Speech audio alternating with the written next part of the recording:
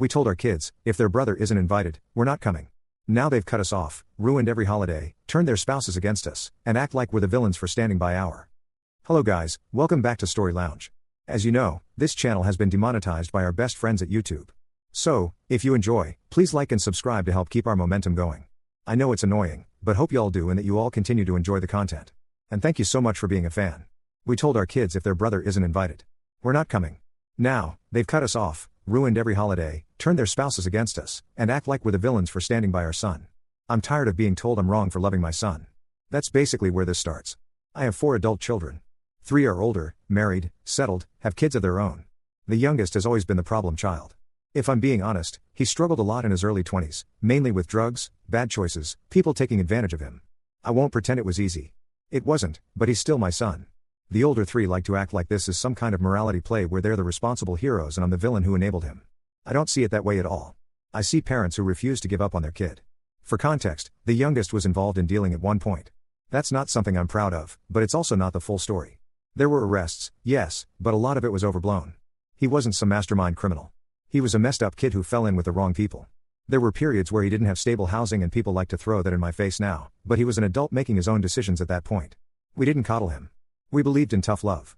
The older kids, especially the daughters, love to rewrite that time. They talk about how they saved him. They mentioned letting him sleep on couches, helping with court stuff, paying for rehab, and yes, they did some of that. I've never denied it, but that was their choice. Helping doesn't mean you suddenly become the parent or get to run the family. Things were actually going well for a while. He cleaned himself up, got a job, was in a long-term relationship. His life finally looked stable. Then that relationship blew up when his girlfriend cheated on him, and it sent him into a spiral. He relapsed hard, disappeared for days. That was terrifying. Anyone who's been through that with a child knows what that does to you. Around the same time, one of my older kids was hosting a big family reunion. Not just immediate family, but cousins, grandparents, kids running around everywhere, a long weekend thing. Alcohol, lots of people, lots of noise. The older kids decided amongst themselves that the youngest shouldn't attend because he had relapsed and there would be children there. They framed it as concern and safety. To me, it felt like exclusion. They said he should either stay home or go back to rehab. And yes, before anyone jumps on me, he agreed that he probably shouldn't go. He said he didn't trust himself. One of them even offered to stop by his place later that weekend with food and hang out with him. Everyone keeps acting like I'm ignoring that part, but agreeing under pressure isn't the same as being okay with how it was handled. What bothered me was how final and cold it all felt. Like he was a liability they needed to manage instead of a brother who was struggling. So, I said it. I told them if their brother wasn't invited, we weren't coming either. I didn't say it to be dramatic. I didn't say it to manipulate anyone. I said it because I refused to show up and smile at a family event that quietly sidelines my child like he's an embarrassment. I thought they'd push back, argue, maybe compromise. I honestly thought they'd cave. They didn't. The reunion happened without us. Apparently, it went just fine. I heard about it later through extended family, which stung more than I expected. No one checked in. No one seemed to miss us. I don't regret what I said, but what should we do now? Story Lounge opinion. Yeah, like besides the obvious stupidity of Op's actions, I just find it funny that nobody missed them. That goes to show how their family all view them.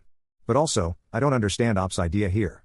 My best guess is that she just likes to be the one in charge of everything and telling her kids what to do. Some major control issues or maybe even a weird God complex. Because if both parties agreed he shouldn't be there for obvious reasons, then why is Op inventing a problem in the first place? Regardless of all the youngest issues, he even agreed. So, like what? Update 1. After the reunion weekend passed, all 3 of my older kids reached out. Not together, separately. Different days, different times. But the messages might as well have been copied and pasted. Same tone, same talking points, same explanations about safety, boundaries, and responsibility. That alone told me everything I needed to know. They had already decided what the narrative was and were sticking to it. They keep insisting this wasn't about punishment or exclusion, that it was about kids being present, alcohol being around, and not wanting to risk a bad situation. I understand all of that in theory. What I don't understand is why that automatically meant my youngest needed to be sidelined like some kind of liability instead of treated like a human being who was already struggling. What really came through in those messages was how much they see themselves as the decision makers now. Not just for the event, but for him. They talk about him like a case file, like something to be managed.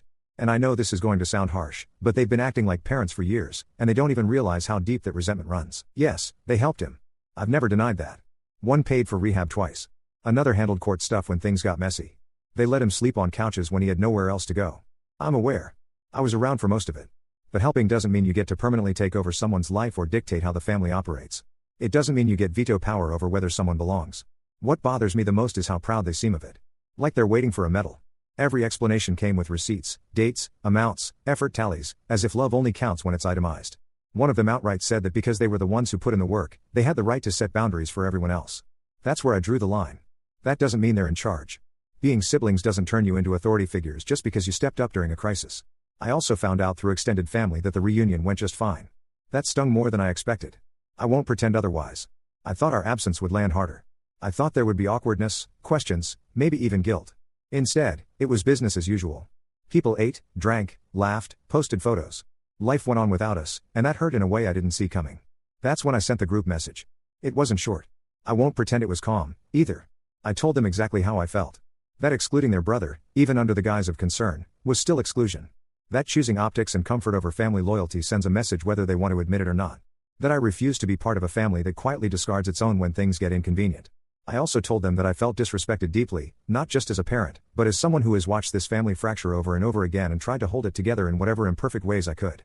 I reminded them that family isn't conditional, that you don't get to vote someone out during their worst moments and still claim the moral high ground. I ended it by saying, I won't be disrespected in my own family. No one replied. Not a single response. Update 2. We told our kids, if their brother isn't invited, we're not coming. Now they've cut us off, ruined every holiday, turned their spouses against us, and act like we're the villains for standing by our. No acknowledgement, no argument, nothing. Just silence. That silence told me more than any long explanation could have. They didn't want a conversation. They wanted compliance. They wanted me to fall in line and accept their version of events, their decisions, their authority. When that didn't happen, they shut the door. Since then, things have been tense at best. Holidays are suddenly up in the air. Plans get vague. Spouses who used to be cordial are distant. I can feel the shift like something solid has cracked and no one wants to admit it out loud. I'm being made out to be the problem because I refuse to abandon one child to keep the peace with the others. I'm supposed to apologize for standing by my son. Even when it's uncomfortable, even when it complicates things, I won't do that. If that makes me the villain in their story, so be it. I can live with that more easily than I can live with pretending my youngest doesn't matter. Update 2. Word started getting back to us in ways it never has before. Extended family members we hadn't spoken to in months suddenly checking in. People asking vague questions, comments that made it obvious they knew far more than we had told them. It didn't take long to realize that the story being told wasn't ours. Everyone seems to know that our youngest relapsed. Everyone knows he didn't attend the reunion. Everyone knows he stayed home by choice. And this is the part that really set things off. Everyone knows the siblings handled it, not us. I was furious. Not because people knew he relapsed. That's his business, but because it was being framed like we had no role at all. Like we were just bystanders. Like we weren't the parents who raised him, who worried about him, who dealt with years of chaos and stress and heartbreak. It felt humiliating. People were clearly picking sides and they weren't picking us. So, yes, I started correcting people. I told them we were the ones who pushed him to get clean in the first place. That we believed in tough love, that we didn't enable him, that everything he is now is because we didn't give up on him when he was at his worst. I don't see why that's controversial. It's the truth as far as I'm concerned. Apparently, that didn't go over well. One of the siblings, I won't say which, sent me a long message that honestly felt more like an invoice than a conversation. Dates, amounts, screenshots, rehab payments, court dates, missed calls to us, messages asking for help that they claim we ignored. A breakdown of which couch he slept on and when. It was excessive and unnecessary. I told them as much. I said it was petty accounting that families don't keep score like this. That just because they chose to step in doesn't mean we abandon him. They didn't like that. They accused us of taking credit for things we didn't do, of rewriting history, of easing our guilt by pretending we were more involved than we actually were. That's rich coming from people who have decided they know better than the parents. What really crossed the line was when spouses got involved. Suddenly, I'm getting messages, not even directly, sometimes relayed, telling us to stop contacting extended family, that we're making things worse, that we're spreading misinformation, that we need to respect boundaries. I'll be honest, being told what to do by people who married into the family did not sit well with me. I said they were meddlers. I stand by that. This was a family issue long before they showed up. We were told very clearly to stop telling people we helped our youngest recover, that it was harmful and untrue. Imagine being told you didn't help your own child. Imagine being told to stay quiet while everyone else gets praised for saving him. Meanwhile, the youngest himself hasn't said much to us directly. He's in a bad place right now, and I'm not going to pile on, but I know he agrees he shouldn't be around big family events right now. That was never in dispute. He said it himself. The difference is that now it's being used as proof that we're somehow villains for standing by him. What people don't seem to care about is that we were the ones who said we wouldn't come without him. We didn't demand he be there. We didn't force anything. We drew a line. Apparently, that line was unacceptable. The siblings are acting like martyrs, like they're the only ones who ever showed up, like we left him to the streets, which is a disgusting exaggeration. Yes, he struggled. Yes, there were periods where we stepped back, but we didn't throw him away. We didn't stop caring. We didn't stop being his parents. At this point, communication has basically broken down. Messages go unanswered. When they do respond, it's cold and coordinated, like they're comparing notes before hitting send. They've turned this into an us versus them situation, and somehow we're on the outside looking in. I never thought standing by one child would cost us the others. I never thought saying we're not coming without him would turn into being painted as manipulative, selfish, and abusive. But here we are. If this is how they want to remember things, I can't stop them. But I won't sit quietly while our role as parents is erased and rewritten by people who think proximity equals authority. At this point, I don't know where things go from here. All I know is that whatever version of events is being passed around now, it's not one we recognize, and it's not one we're going to accept without saying something. Story Lounge opinion. Man, at this point it just sounds like Op and her partner are so desperate for attention that they're blatantly lying, and it also sounds like they are trying to cope with the fact that their youngest went down a bad path, most likely because of them, and they weren't the ones to save him. So now they want to sound good to make up for the fact. Update 3. Things finally came to a head and I don't think there's any walking this back now. A few weeks after my last update, I found out the youngest had gone back into rehab. Not because we forced him, not because of some dramatic intervention. The siblings handled it quietly, quickly. Within about 2 days of realizing how bad things had gotten again, they had everything lined up, intake done, bags packed, ride arranged. It all happened so fast, I didn't even really have time to process it before it was already done. I'll be honest, I didn't think it was necessary. I thought he just needed time to cool off and get his head straight after what happened with his girlfriend. I said as much. That didn't go over well. Apparently, my opinion wasn't needed. They informed me after the fact. Not asked, not discussed, just told. And the tone of it made it clear they weren't looking for approval. That should have been my first clue that things had shifted permanently. Shortly after that, one of the older kids sent a message laying out what they called boundaries. I almost laughed when I read it. It was pure therapy speak. Lists, rules, dos and don'ts. Things like no ultimatums, no guilt tripping, no taking credit for the youngest recovery, and no involving the grandkids in adult conflict. It also included something about limited contact until everyone could be respectful. I told them, families don't work like that.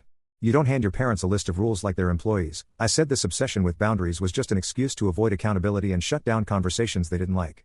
That's when things really blew up. One of them finally snapped and for the first time they stopped being polite about it. They said we abandoned the youngest emotionally years ago. Not physically, not legally, but emotionally. They said when things got messy and embarrassing, we pulled back and let them handle it, that they were the ones answering late night calls, sending money, showing up to court, picking him up when he relapsed, that they didn't step in because they wanted control, but because no one else would. Final update. We told our kids, if their brother isn't invited, we're not coming. Now they've cut us off, ruined every holiday, turned their spouses against us, and act like we're the villains for standing by our. They said the reason they're so firm now is because they've already watched him almost die once, and they're not interested in repeating that cycle just to protect our feelings. I was stunned. Angry doesn't even cover it. To hear your own child say that to you as if they are the authority on your parenting is something I wouldn't wish on anyone. I told them they were rewriting history again. That stepping up doesn't erase the fact that we're the parents. That they don't get to claim ownership over his recovery or his future. That love doesn't come with conditions and contracts. They said it does when someone's life is on the line. After that, things moved quickly. All 3 siblings sent variations of the same message within a day or 2. They said they were done engaging in circular arguments, that they weren't interested in defending their choices anymore, that they needed space, and that meant no contact for the foreseeable future. I tried reaching out after that, not to argue, but to make it clear this was spiraling out of control. None of the messages went through, numbers blocked, social media gone, even secondary accounts. It was thorough. That's when I realized they'd coordinated this, too. We're completely shut out now. No updates, no photos, no casual check-ins, nothing. And I know for a fact they're still talking to each other regularly. I hear things secondhand. Who's hosting what, who's visiting who, plans being made without us even being mentioned. What hurts the most, if I'm being honest, is that they've wrapped all of this in language that makes them look calm and reasonable, like this was some healthy, mature decision. Meanwhile, we're painted as volatile and manipulative for refusing to fall in line. The youngest is still in rehab as far as I know. I don't have details. No one has offered them. I'm told he's doing okay, that's it. I don't even know if he knows how bad things have gotten between us and the others or if he's being shielded from it. I wouldn't be surprised if he is. At this point, it feels like the siblings have decided the best way forward is without us. They've taken control of the situation entirely, and there's no room left for us, except as a cautionary tale. I don't agree with how this was handled. I don't agree with being shut out. I don't agree with being treated like a liability instead of a parent. But I also don't see any way to force myself back into a family that's clearly decided it's better off without my input. I'm angry. I'm hurt. And I'm tired of being told that drawing a line makes me the problem. If this is what enough is enough looks like to them, then I guess this is where things stand. Final update. Sometime after we were blocked, the youngest finished rehab. I didn't hear it from him. I heard it through someone else who heard it from someone else. That's been the pattern lately. Everything important comes secondhand now. Birthdays, promotions, school stuff with the grandkids. I find out after the fact, if at all. He didn't just leave rehab and disappear. He actually did what everyone said they wanted him to do. He stayed clean. He went straight into outpatient. He started going to meetings regularly. He moved in with one of his siblings so he wouldn't be alone. From what I'm told, they set rules, curfews, check-ins, no money floating around, accountability, the kind of structure we were accused of never giving him. He got a new job within a few months. Nothing flashy, but steady. He's showing up, paying his share. Apparently, he's even talking about going back to school part-time. I'm told he looks healthier. But weight back on. Sleeping normally, laughing again. Good for him. Truly, what stings is that when he talks about how he got through this last relapse, our names aren't part of the story. He's very open about thanking his siblings publicly to their faces, to other people. He talks about how they saved his life and how he wouldn't be here without them. And before anyone jumps in, yes, I know people will say it's not about credit, but when you're erased entirely, it feels like something else. A few months after rehab, he reached out to us exactly once. It wasn't emotional. It wasn't dramatic. It wasn't a fight that almost made it worse. He said he needed space. That he was focusing on staying sober and that the stress around the family situation wasn't helping. He said he appreciated that we cared, but right now he trusted his siblings to support him and he needed us to respect that. That was it. No back and forth, no opening for discussion. After that message, we were blocked too. I won't pretend that didn't hit hard. It did. I won't pretend I handled it perfectly either. I sent one last message after that saying I hoped he remembered who his parents were and that loyalty matters. I didn't get a response. I'm sure that didn't help my case, but I'm not going to lie about what I said. Since then, it's been quiet. Holidays came and went. No calls, no invites, no compromise plans. The siblings rotate hosting now. They do their own thing. They bring their kids. They take photos. They look like a complete family. We're not part of it. I've also come to realize that this wasn't some temporary timeout. This is the new reality. The siblings talk to each other constantly. They include the youngest in everything. They've built a system where they don't need us. And maybe that was always the goal, whether they admit it or not. From their point of view, this probably looks like a success story. The youngest is alive, stable, supported. The rest of them are protecting their peace. They'll say boundaries worked. They'll say cutting us off was necessary. From my point of view, it feels like being replaced. I still don't agree with how any of this was handled. I don't agree with ultimatums being treated like abuse. I don't agree with being shut out instead of talked to. And I definitely don't agree with being painted as villains for refusing to abandon one child to keep the others comfortable. But I can't force my way back into a family that clearly doesn't want me there. So, this is where things land. The youngest is doing well, and I genuinely hope he stays that way. The siblings got what they wanted. Control, distance, and a clean narrative where they're the heroes, and we're on the outside looking in. Whether that feels fair or not, we're done explaining ourselves. If they want to walk away, that's their choice. Story Lounge opinion. Good on the siblings for actually stepping up again and helping their brother. Even though Op continually tried to enforce a weird kind of relationship dynamic between them and the youngest because of his past where he should be given passes when he messes up and that boundaries shouldn't matter. But once again, it just sounds like coping because they probably blame themselves for his past and are trying to overcorrect for how their youngest life played out. It would have been better if they just put their pride down and helped the youngest with the siblings and this would have been fine. Even if that never happened, Op really didn't have to invent this problem from thin.